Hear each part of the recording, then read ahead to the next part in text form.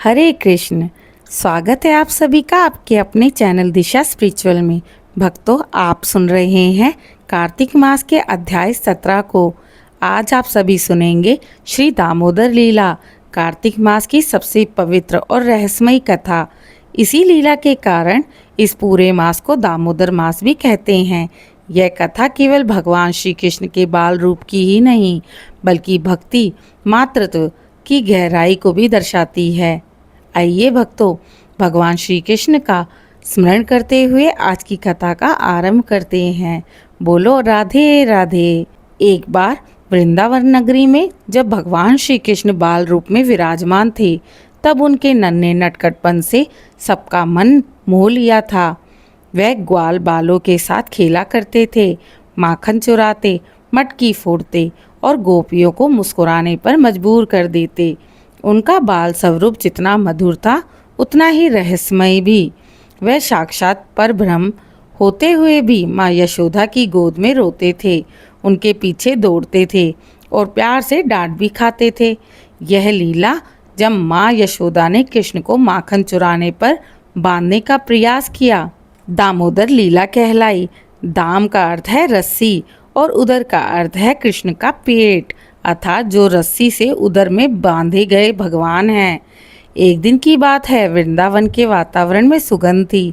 मोर नाच रहे थे, गायें रंभा रही थी, यमुना के तट पर मंद पवन बह रही थी। माँ यशोदा अपने घर में बैठकर कृष्ण और बलराम के लिए माखन मथन कर रही थी। उनका हृदय प्रेम से भरा था और मथनी के घूमने के साथ उनके मुख से गोविंद, दामोदर, माधवती के नाम निकल रहे थे।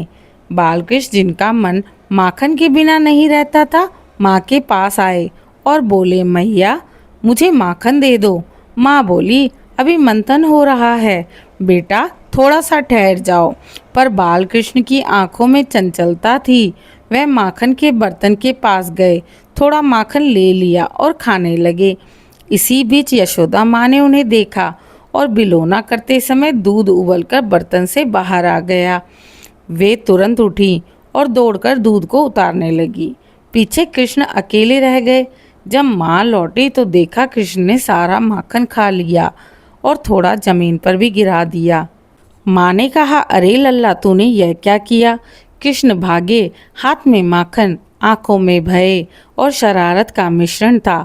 माँ ने कहा, रुक जा लल्ला, आज तुझे सजा जरूर मिलेगी। वह दौड़ने लगे और श्री कृष्ण हंसते हुए इधर उधर भागने लगे। यह दृश्य देखकर सारे गोकुलवासी मुस्कुरा उठे, क्योंकि परमेश्वर स्वयं अपनी माँ से डरकर भाग रहे थे। माँ यशोदा ने किसी प्रकार बालकृष्ण को पकड़ लिया और वह बोली, आज तो तुझे बांध कर रखूंगी ताकि तू फिर माखन ना चुराए। वह घर से रस्सी लाई और कृष्ण को ओखल यानी लकड़ी के बड़े बेलने में बांधने लगी। पर जैसे ही रस्सी बांधने जाती, वह 2 अंगुल छोटी पड़ जाती।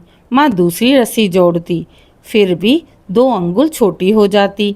फिर तीसरी जोड़ती तो वह रस्सी भी कम पड़ जाती। माँ थक गई, पसीने बहने लगे और बालकृष्ण शांत मुस्कान से सब देख रहे थे। माँ के मन में अब ना कोई क्रोध था, ना प्रयास का भाव, केवल ममता और करुणा रह गई थी। उनकी आंखों में आंसू आ गए। भगवान ने सोचा, मेरी है माँ मुझसे प्रेमवश थक चुकी हैं, अब मैं अपने आप को बांधने देता हूँ। जैसे ही माँ ने फिर रस्सी बांधी, इस बार वह सहज ही बंध गई। तब सारे गोकुल में यह बात फैल गई, अरे आज माँ यशोदा ने तो स्वयं भगवान को बांध दिया है। माँ ने श्री कृष्ण को ओखल से बांध दिया और घर के कार्य में लग गई। पर बालकृष्ण का स्वभाव तो नटखट था। वे ओखल को खींचते हुए आंगन से बाहर ले गए। वहां 2 बड़े यमला अर्जुन वृक्ष खड़े थे, जो वास्तव में कुबेर के 2 पुत्र नलकुवर और मणिग्रीव थे। एक बार ये दोनों देवपुत्र अप्सराओं के साथ जल क्रीड़ा कर रहे थे, तभी नारद मुनि वहां आ गए। इन दोनों ने मुनि को आदर नहीं किया। नारद जी ने कहा, तुम्हारा अहंकार बहुत बड़ा है, अब तुम वृक्ष रूप में रहो ताकि विनम्रता का अर्थ समझ सको। परंतु उन्होंने करुणा से यह वर भी दिया कि भगवान श्री कृष्ण स्वयं तुम्हें मुक्त कर देंगे। जब श्री कृष्ण ओखल खींचते हुए उन वृक्षों के बीच से गए तो ओखल फंस गया। उन्होंने एक झटका दिया और दोनों विशाल वृक्ष गिर पड़े। उन वृक्षों से दो दिव्य पुरुष निकले, नलकुंवर और मणिग्रीव। वे बोले, हे प्रभु, नारद मुनि के वचन सत्य हुए, आपने हमें मुक्त किया, हम आपके चरणों में शरणागत हैं। भगवान मुस्कुराकर बोले, जाओ अब स्वर्ग लौटो और यह मत भूलना कि अहंकार से बड़ा कोई बंधन नहीं। जब माँ यशोदा आई तो देखा वृक्ष गिरे हुए हैं और कृष्ण शांति से खड़े हैं। उन्होंने उन्हें उठाया और गले लगा लिया। कृष्ण ने मासूमियत से कहा, मैया, मैं तो बस खेल रहा था। माँ मुस्कुराई, क्योंकि इस बालक की लीला तो समझ से परे ही थी। भक्तों, ये लीला केवल बाल कृष्ण की नटखटता नहीं, बल्कि भक्ति मार्ग का गुड़ संकेत है।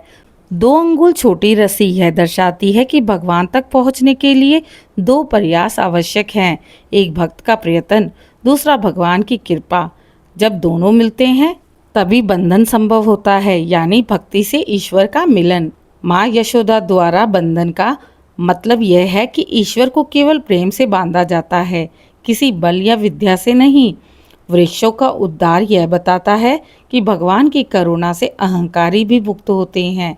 इसी कारण कार्तिक मास को दामोदर मास भी कहते हैं। इस मास में प्रत्येक दिन भक्त दीपदान करते हैं और दामोदर अष्टक स्तोत्र का पाठ करते हैं।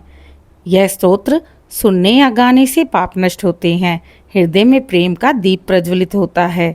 जो भक्त कार्तिक मास में श्रद्धा और भक्ति के साथ श्री दामोदर लीला की कथा सुनता है या सुनाता है, उसके जीवन के सभी पाप नष्ट होते हैं, परिवार में सुख और समृद्धि आती है, हृदय में श्री कृष्ण के प्रति प्रेम स्थिर होता है और अंत में मुक्ति प्राप्त होती है। भक्तों, आशा करती हूँ आज की कथा आप सभी को पसंद आई होगी। कृपया मेरे चैनल को लाइक, शेयर, सब्सक्राइब करें। कमेंट में जय श्री हरि, हरे कृष्ण अवश्य लिखें।